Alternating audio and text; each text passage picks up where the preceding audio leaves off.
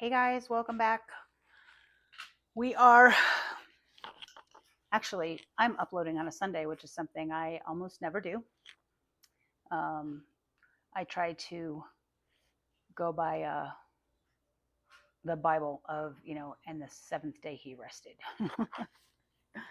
But maybe, I don't know, maybe we'll count today as the sixth day. At any rate, today's words. So, a lot of things that have been kind of jumping out at me this week have been about labels. So, I want to talk about labels. Um, and I guess you could kind of mix in titles with that. Like you can label someone a mom, or you can hold title as a mom, right? But we're just going to talk about labels. We're not really going to talk about the titles too much, um, because we're going to break it down the way we break it down on this channel. That's what we do. So label. First thing we do, Webster's Dictionary. And I did actually look these words up to kind of get a general idea because, well, you'll see why.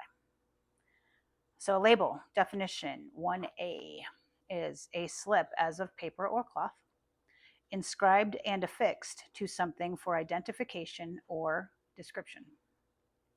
So I guess that could be like a name tag would be a label, right? Or a clothing label, right? That would have a description if it's 100% cotton, etc. Label 1B, written or printed matter accompanying an article to furnish identification or other information. And the example they use for that one is read the warning label before taking any medicine. Okay. So that would be, it's still at this point where we're talking about written and printed, right? So it's physically readable. Another one, and this is the definition we're probably going to focus on today, which is a descriptive or identifying word or phrase. So the example that they use is acquired the label of Playboy. And then beyond that is a word or phrase used with a dictionary definition to provide additional information. The label obsolete is abbreviated OBS. Interesting. But anyway, that's what we're going to kind of focus on with this. There's some other definitions, and actually I want to read you one.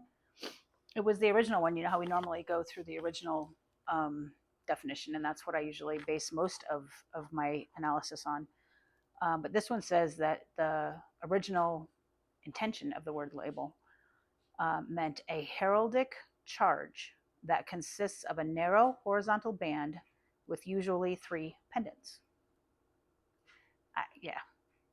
I read that a few times this morning, and I'm still not sure I get it. They have no example in here, so it's I can't really picture it. I kind of need a context with it. So I have no context for that one. So we're going to kind of, we're going to table that definition. And we're going to really just focus in on the word or phrase used with dictionary definition to provide additional information. So if we think about that, you could label, like they say, acquired the label of Playboy. And that would mean that the dictionary definition of the word Playboy is what they're wanting to say to describe this person. But instead of using all those words, they just use the word Playboy. So, for example, mom, right? That could be a label. And when you say, "Oh, she was like my second mom," okay, that's something real common that people use, or like another mother to me. Well, they're not really saying she's physically the mother, right? Because obviously that isn't the case. You only have one physical biological mother. But what you're saying is that person displays those characteristics that are the dictionary definition of the word mom. And I think this is so funny because this is what I do, right? Dictionary definition.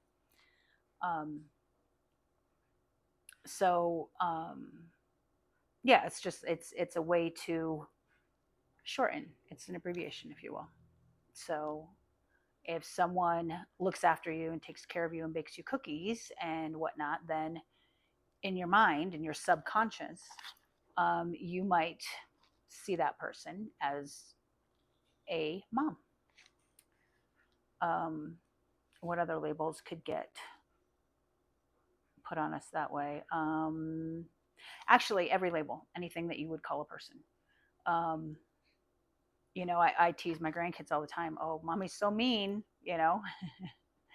and mean is probably too general a word, and we say it in jest, and it's funny actually because I'm not sure we realize as grandparents, at least anyway, when we're trying to be cute like that, we're actually programming them to believe that their mother is mean. So, but that's a whole different paradigm that we're not going to talk about today. The point being, maybe mommy said no to ice cream. Oh, that's a mean mommy, right? Um, and so the label being, she denied you something that you wanted, whatever, and that could be construed as mean. What's another label? One I never understood: cute as a button. Whoever considered buttons cute? Yeah, I don't get that one. But maybe you understand it. Let me know. Put it in the comments. Anyway, before we get too far off on that direction with the labels, I would like to break the word down much the same way that we do with a lot of words that we look at on the channel, and look at the smaller words contained within. So if you take the word label, Label,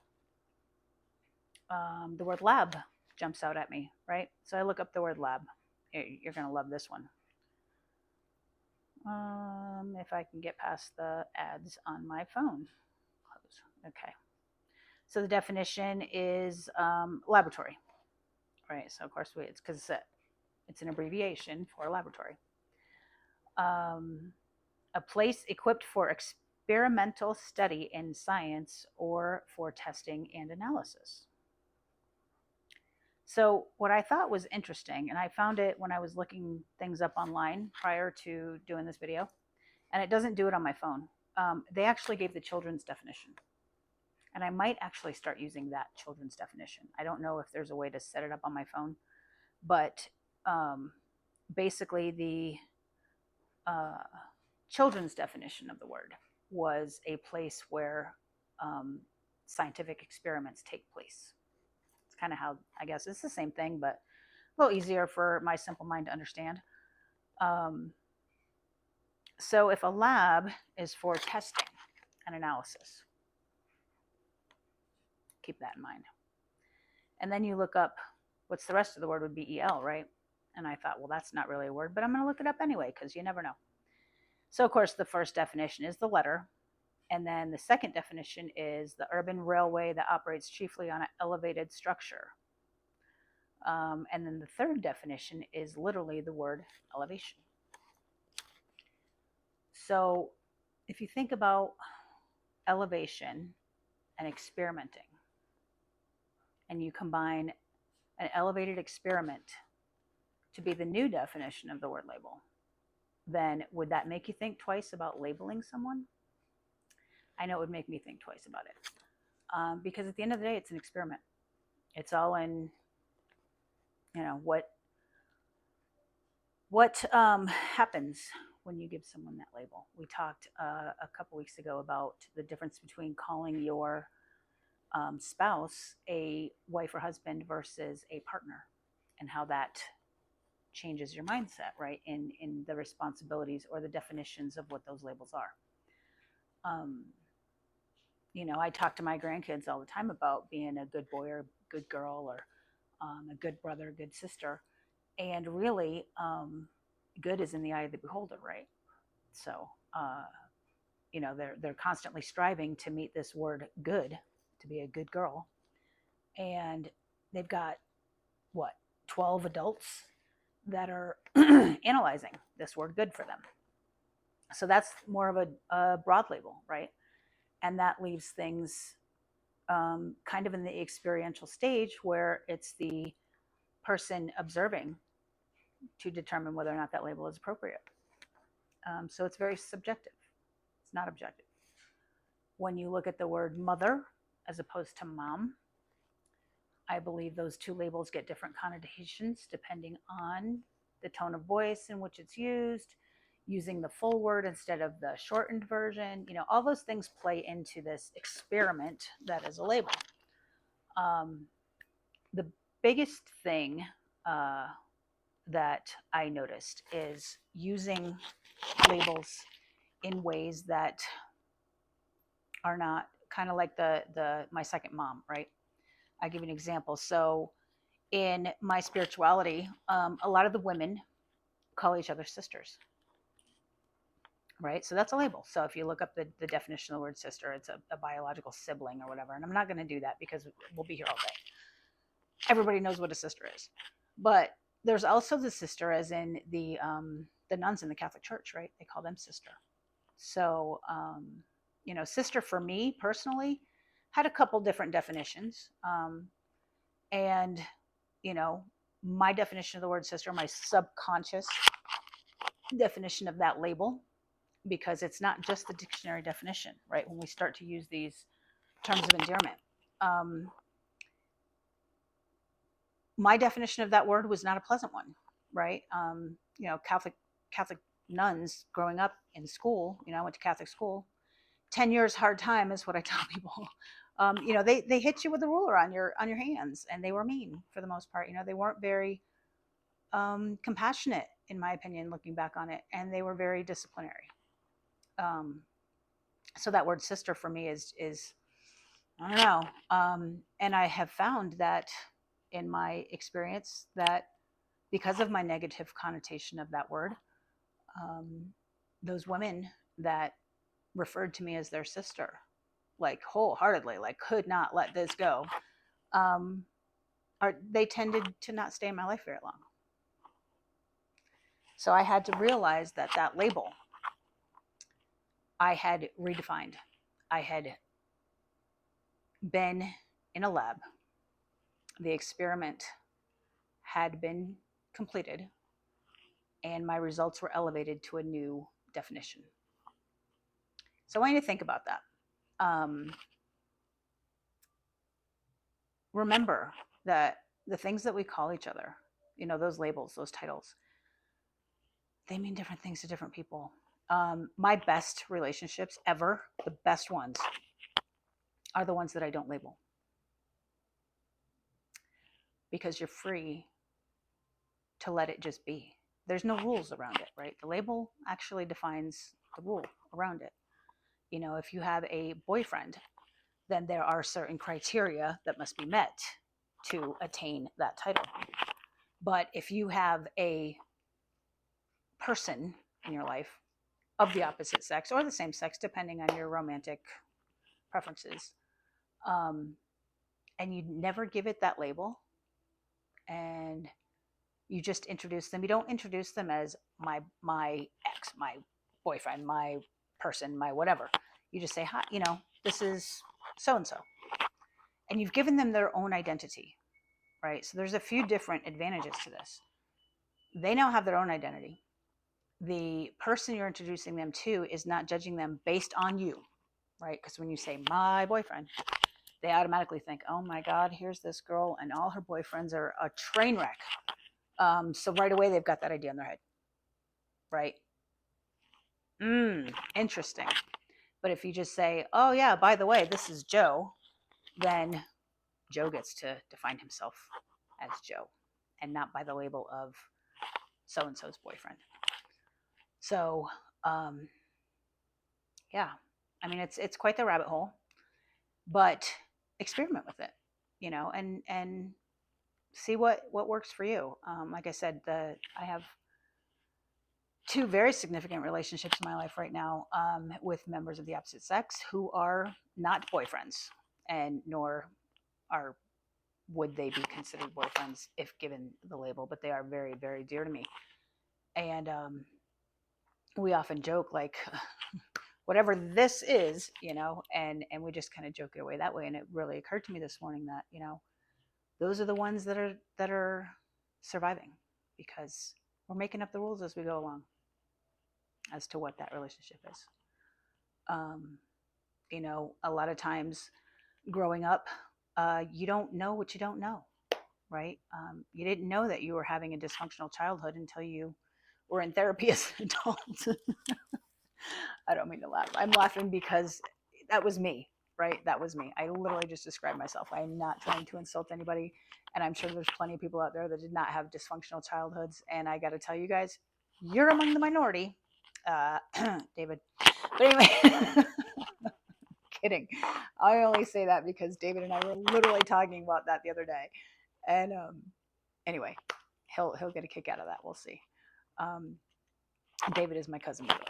And at any rate, you grow up and you look back on it, and it's not until you have the context of these labels that you realize that certain people maybe did or didn't live up to those labels, right? Um, my dad traveled a lot growing up. His job required him to be gone basically like 48 weeks out of the year. So um, I thought that's what daddies did. They showed up once in a blue moon and read you a story before bed, and they fought your battles for you because they weren't there to know otherwise. That to me was a dad, until I grew up and realized that, wow, dads actually, I don't know, they do other things, like, I don't know, coach baseball. I mean, my dad did actually coach my softball team, but that was, I was much older then by the time I was doing that. It was my mom that was driving us around to all our sports stuff and whatnot. And dad would show up for the big things, take part in that glory, but he wasn't there for the 3-day a week practice that my mom had to trudge us around for. And I'm not saying that good, bad, or otherwise. Again, please don't take anything of what I say as insulting in any way, shape, or form, because everybody's circumstances are different, and they should be taken into account. I had a great dad, and he was just different, right? He was just different than what the dictionary definition of the word dad, which I don't know even that the dictionary definition was something that he didn't live up to, because clearly biologically he did. But is it the tenet? And that's a word that we'll talk about, maybe later on today. I love the word tenet because it's